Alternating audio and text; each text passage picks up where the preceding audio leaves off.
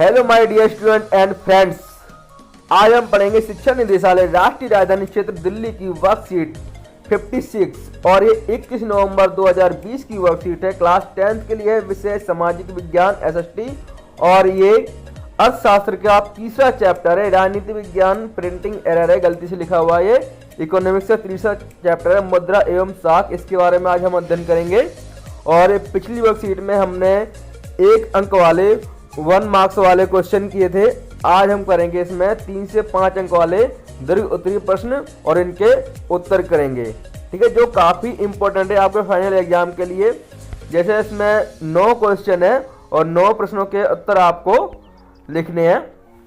पहला प्रश्न है, रिजर्व बैंक ऑफ इंडिया के कार्यों की व्याख्या कीजिए। तो रिजर्व बैंक ऑफ इंडिया के क्या कार्य होते हैं? ये मुद्रा जारी करता है और बैंकों की निगरानी करता है।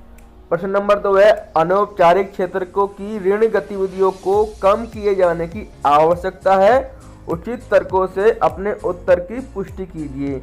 जो अनौपचारिक क्षेत्र होते हैं, 2 तरीके के क्षेत्र होते हैं जहां से हम उधार ले सकते हैं, ऋण ले सकते हैं। एक औपचारिक, दूसरा अनौपचारिक। औपचारिक कौन से होते हैं? बैंक वगैरह होती है ना, जिनसे का नाम है हम उधार ले सकते हैं, लोन ले सकते हैं। और अनौपचारिक होते हैं आपके रिश्तेदार, साहूकार, है ना, मित्र, तो ये अनौपचारिक क्षेत्र में आते हैं। तो अनौपचारिक क्षेत्र की जो ऋण की गतिविधियां उनको कम किया जाना चाहिए। क्यों कम किया जाना चाहिए? क्योंकि इनका जो है ब्याज बहुत ज़्यादा होता है ना, तो इनको कम किया जाना चाहिए। आपके उत्तर की पुष्टि करनी है।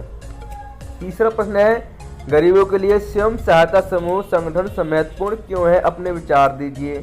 तो बच्चों अब इनके ना प्रश्नों के उत्तर आपको लिखने हैं, तो लिखो अपनी कॉपी में। मैं आपकी हेल्प के लिए इन प्रश्नों के उत्तर लिख रहा हूं, आप अपने अकॉर्डिंग भी उनके उत्तर लिख सकते हैं। तो बच्चों की पहला प्रश्न है, रिजर्व बैंक ऑफ इंडिया के कार्यों की व्याख्या कीजिए। तो इसका आंसर क्या हो जाएगा? Reserve bank of India Bharat सरकार की तरफ से मुद्रा जारी करता है, यानी करेंसी, यानी कि नोट, रुपए जारी करते हैं ये। और भारत की मौद्रिक नीति के संदर्भ में रिजर्व बैंक भारत सरकार को अपनी राय प्रदान भी करता है। जो मॉनेटरी नीतियाँ होती हैं, है ना, तो उसके बारे में भी रिजर्व बैंक भारत सरकार को अपनी राय यानी सलाह देता है। और तीसरा इसका आंसर हो जाएगा, यह बैंकों के कार्यों की निगरानी करता है। जो बैंकें होती हैं उसकी रिजर्व बैंक ऑफ इंडिया कार्यों की निगरानी करता है। जैसे आपका SBI बैंक है, HDFC बैंक है, इतने भी राष्ट्रीय बैंक हैं, है ना, उनकी निगरानी करता है कौन? रिजर्व बैंक ऑफ इंडिया करता है। दूसरा प्रश्न है, अनौपचारिक क्षेत्र को ऋण गतिविधियों को कम किए जाने की आवश्यकता है, उचित तर्कों से अपने उत्तर की पुष्टि कीजिए। तो क्या कर सकते हैं इसमें? अनौपचारिक क्षेत्र में ब्याज अधिक होता है, इसलिए ऋण यहाँ से कम लेना चाहिए, है ना। अनौपचारिक क्षेत्र से ऋण लेने पर लाभ कम होता है, लाभ भी कम होता है क्योंकि ब्याज ज़्यादा हुआ तो क्या होगा? लाभ कम होगा।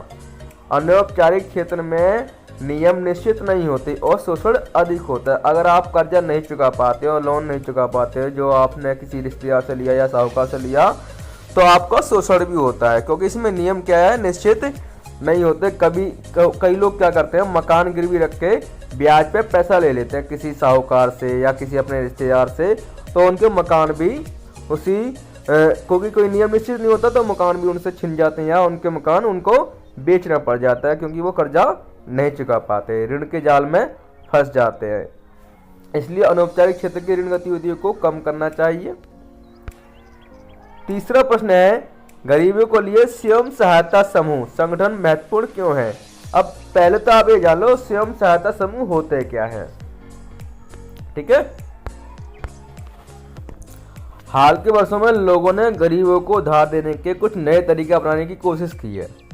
इनमें से एक विचार ग्रामीण क्षेत्रों के गरीबों, विशेषकर महिलाओं को छोटे छोटे स्वयं सहायता समूहों में संगठित करने और उनकी बचत पूंजी को एकत्रित करने पर आधारित है। एक विशेष स्वयं सहायता समूह में एक दूसरे के पड़ोसी 15 से 20 सदस्य होते हैं जो नियमित रूप से मिलते हैं और बचत करते हैं।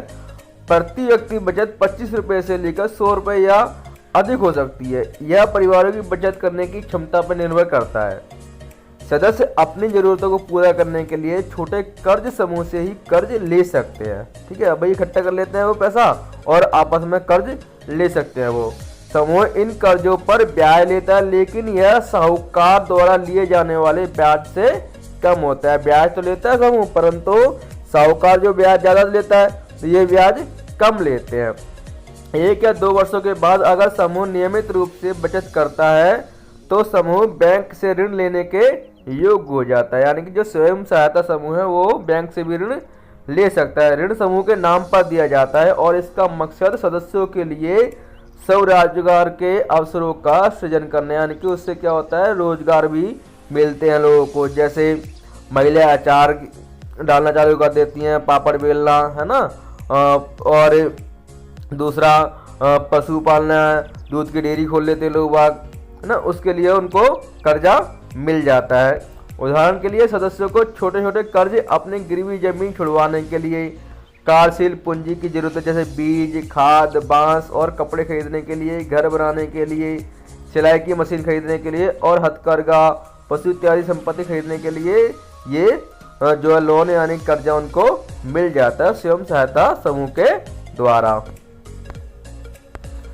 तो गरीबी के लिए स्वयं सहायता समूह संगठन महत्वपूर्ण क्यों है? स्वयं सहायता समूह के कारण गरीब बिना समर्थक ऋणाधार के बैंक से ऋण ले सकते हैं, यानी कि बिना कोई नियम शर्त के, जो उनके पास कोई बिना गारंटी के वो बैंक से ऋण ले सकते हैं, क्योंकि वो स्वयं सहायता समूह के नाम पर उनको बैंक से ऋण मिलता है। स्वयं सहायता समूह से नियमित आय तथा बचत होती है और आवश्यकता होने पर स्वयं सहायता समूह कम ब्याज पर सदस्यों को ऋण भी उपलब्ध करवाते हैं। चौथा प्रश्न है, भारत की अधिकांश जनता अभी भी ऋण के लिए अनौपचारिक स्रोतों पर ही निर्भर है। क्यों निर्भर है भाई? क्योंकि एक तो अनौपचारिक ऋण जो आसानी से मिल जाता है ना, और कम से कम ऋण प्राप्त होना, हम लोग कम समय में उनको पैसा मिल जाता है, कर्जा मिल जाता है और कागजी कार्रवाई भी नहीं करनी पड़ती। क्योंकि आप अगर किसी रिश्तेदार से या साहूकार से पैसे लेते हो तो ज़्यादा कार्रवाई नहीं करनी पड़ती, कागजी कार्रवाई। परंतु अगर आप बैंक से पैसा लेते हो, औपचारिक क्षेत्र से लेते हो, तो उसमें काफ़ी समय लग जाता है और कागजाती कार्रवाई भी ज़्यादा होती है उसमें, और जनता में साक्षरता तथा जानकारी का अभाव भी होता है कि भाई बैंक से पैसा कैसे लिया जाए, उधार को कैसे लोन मिलता है, उनको पता नहीं होता, है ना। तो इसलिए भी अनौपचारिक स्रोतों पर ही आज की जनता, भारत की जनता बहुत ज़्यादा निर्भर है।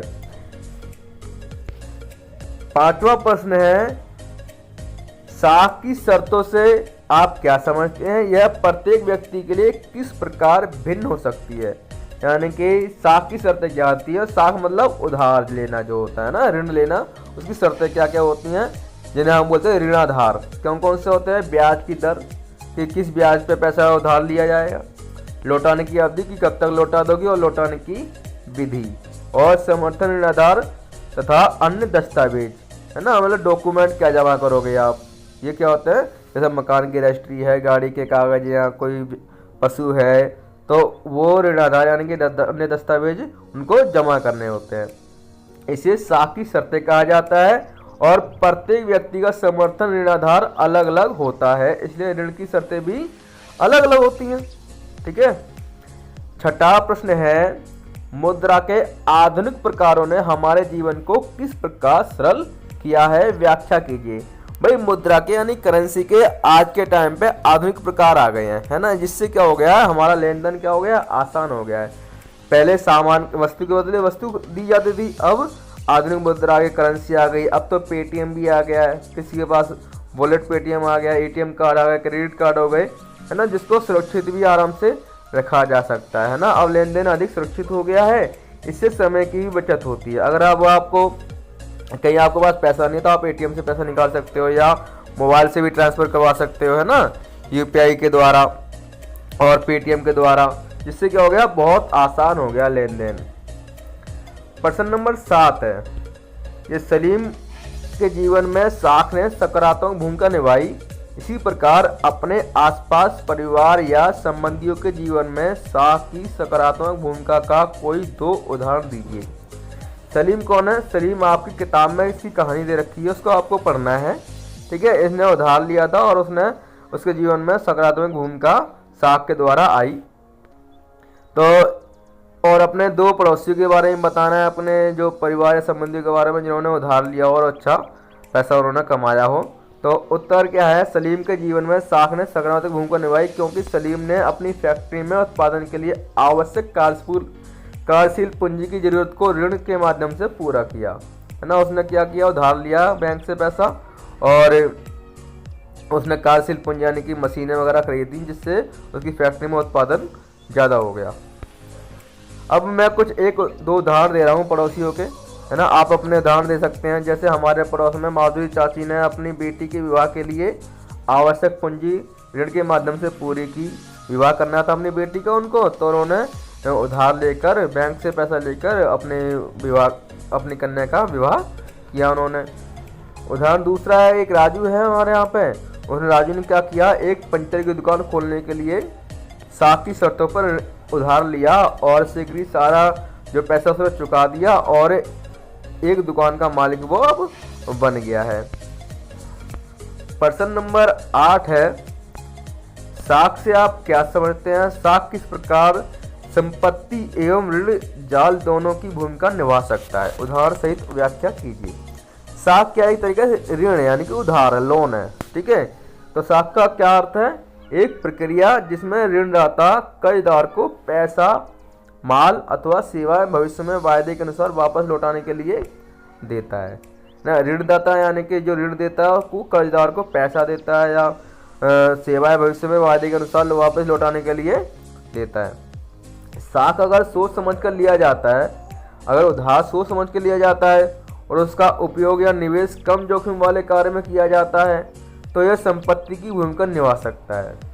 जैसे कि सलीम का उदाहरण हम ले सकते हैं। यदि साख अधिक जोखिम वाले कार्य के लिए लिया गया है ना, ज़्यादा रिस्क वाले उसके लिए काम के लिए अगर उधार लिया गया है और उसमें क्या होता है, हमें मुनाफा नहीं होता, घाटा पड़ जाता है, तो साख क्या हो जाता है, ऋण जाल बन जाता है। यानी कि उसे बार बार उधार लेना पड़ता है फिर, और वो फिर उधार नहीं चुका पाता तो उधार के जाल में यानी कि ऋण के जाल में फंसता चला जाता है। और जो भी उसने डॉक्यूमेंट जमा किए थे, अपने ज़मीन के कागज़ है या मकान की रजिस्ट्री है या जो भी कोई डॉक्यूमेंट जमा किए थे वो सारे का नाम है, उसके जो मकान की रजिस्ट्री है ना, मकान उसका जो गिरवी रखा था वो चला जाता है हाथ से या ज़मीन उसकी हाथ से चली जाती है। जैसे स्वप्ना का उदाहरण हम ले सकते हैं। आपकी बुक में स्वप्ना का उदाहरण लिया हुआ है, वो ऋण के जाल में फंसती गई, तो आप ऐसे उसका उदाहरण ले सकते हैं।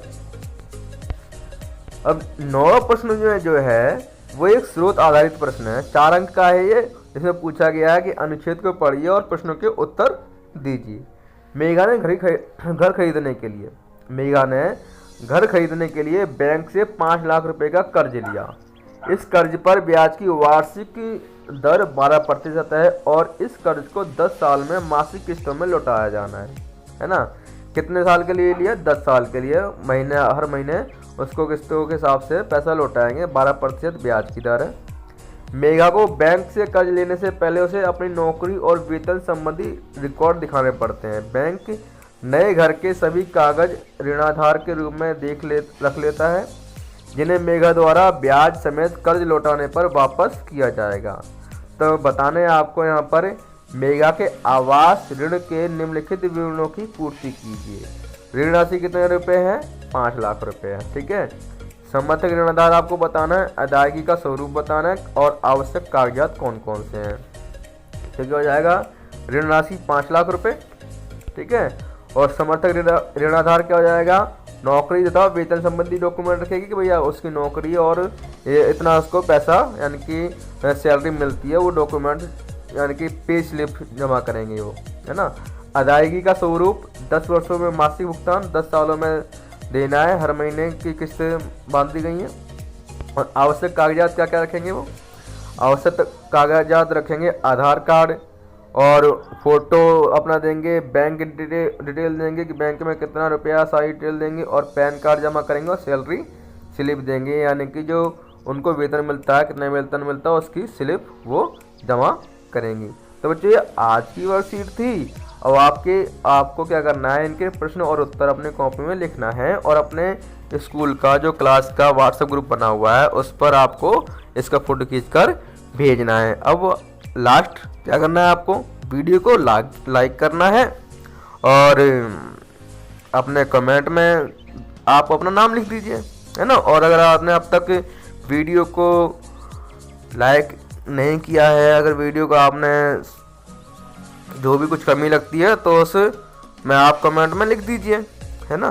और अगर आपने अब तक चैनल को सब्सक्राइब नहीं किया है तो चैनल को सब्सक्राइब कर लीजिए। Thanks for watching. बच्चों को फिर से आप अपने प्रश्न और उत्तर देख लीजिए, और अगर आपने कोई गलती की हो तो इसमें से आप दोबारा से सही करके लिख लीजिए।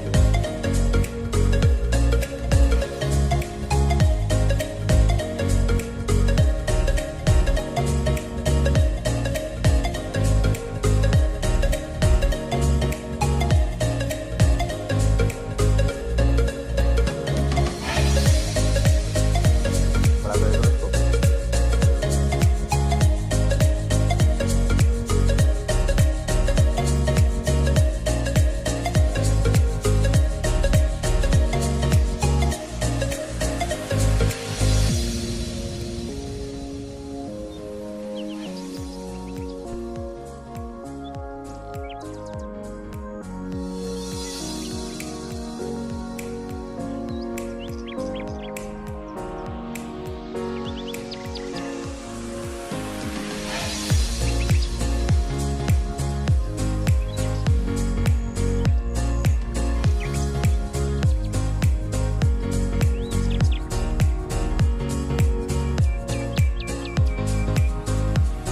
आप वीडियो को देखकर भी